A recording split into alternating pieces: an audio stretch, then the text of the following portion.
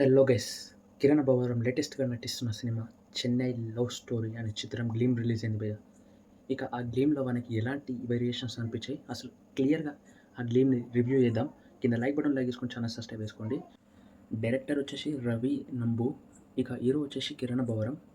ఈసారి ఒక చెన్నై లవ్ స్టోరీతో వస్తున్నారు కిరణ్ అబ్బవరం. అయితే మనం గ్లీమ్ 2 minutes చూసాం భయ్య. ఎగ్జాక్ట్లీ చెప్పలేను, 2 minutes 25 minutes ఎంత ఉంది.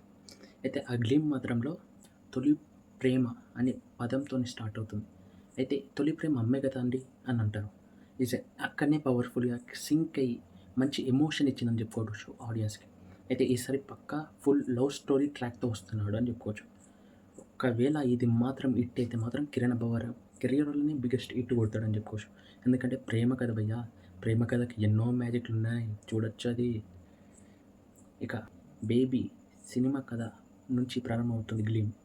ఎందుకంటే అలాంటి గుండెకి లోపల చచ్చుతూ బతుకుతూ ఉన్న ప్రేమ కథని తొలి ప్రేమ కథగా యాడ్ చేస్తూ ఒక చెన్నై లవ్ స్టోరీ, అంటే చెన్నైలో జరిగిన లవ్ స్టోరీ ఒక పర్సన్ది బయోపిక్లా తీస్తున్నారా అనిపించింది నాకైతే.